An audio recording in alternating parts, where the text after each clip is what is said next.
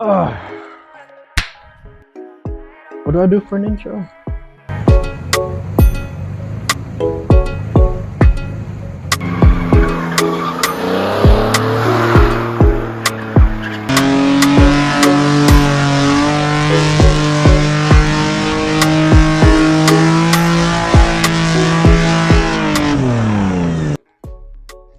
Good morning, good afternoon, wherever you're at. Welcome back to my YouTube. Just a little disclaimer, I am now also a drifter, driver, pilot, whichever comes first, depends on the event. So a little quick backstory. Those of you that can tell, yeah, it's a 350. But the motor that's in this car right now, I had it in a Z31. As much as it's CDO1, the ECU, so everything that's in this car was in this car. I had it driving, it was nice. It was 4-lug, so I couldn't really put bigger wheels on it. Yeah, I could have converted it, didn't. By the time I got up to that question in converting it to 5-lug to put bigger rims on it, I needed more angle. And at that same time, I drove someone else's 350Z and realized stock 350s, Z33s, have more angle than cut knuckle kit for the Z31, which I thought was atrocious because I'm sitting here struggling at max angle when these bad boys, their max angle stock is still more. So that kind of tipped the scales for me a little bit. The hair on the camel's back that made me go, all right, let's just swap it over.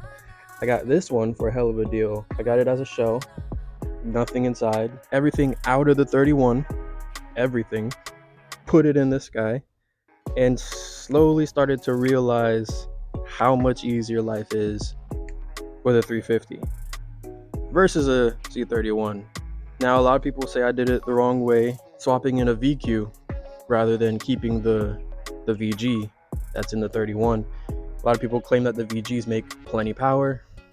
I mean, yeah, you put the same amount of work into a VQ, you get the same power, if not more, on a younger block, but that's not what we're here to argue.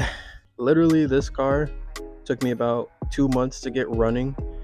The 31, and mind you, I have no like background experience with cars in this depth. Like, sure, I've changed oil, changed brake pads, I even changed the clutch once, but that was like the height of what I've ever done on cars.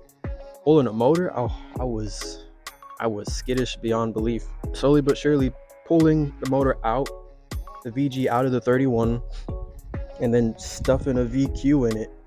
I honestly learned more than I want to know right now, especially having to deal with the wiring harness.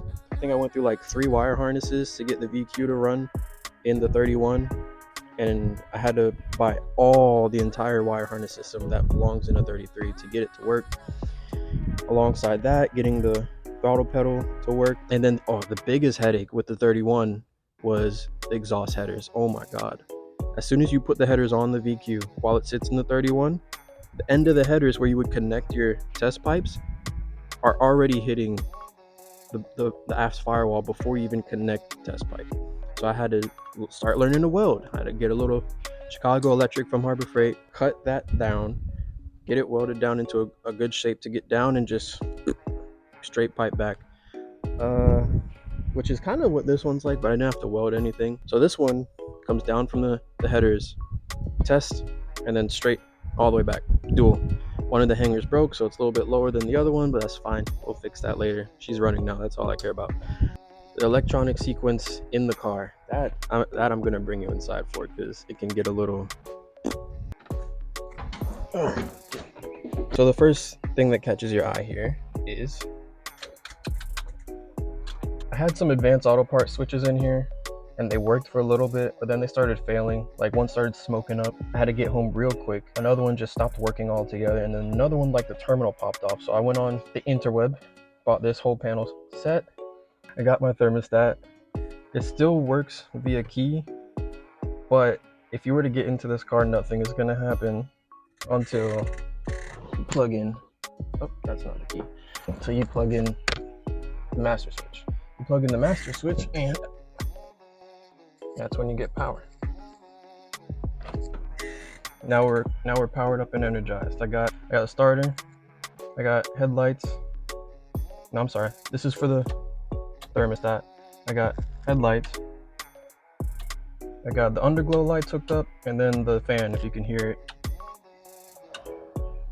And this one's been dead, but I don't care. I got everything I need here. And then the key is what boots everything up, as usual. Everything boots up. A lot of those lights never go away. And then you reach back here for the fuel pump. The other thing is, there's a GK Tech short shifter, so she's forward. Should be back here, it's up here. And then everything's good, right? And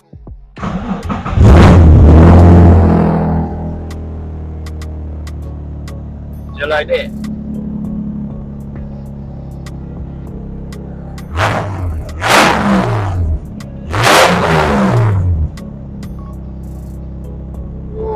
Don't mind that. That don't work. It's been running for a little bit now, and what is whatever. I got my drone, I got my 360 camera, and we're gonna go.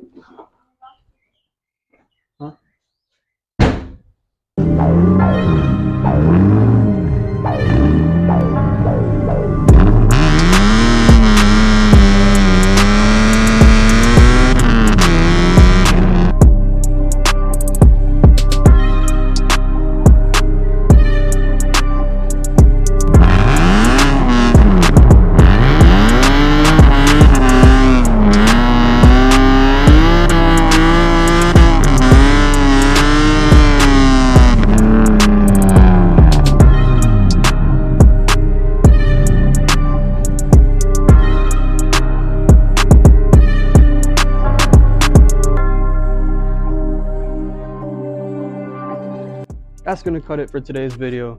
Thanks for watching. Respect, big up on yourself, and keep the positivity rolling.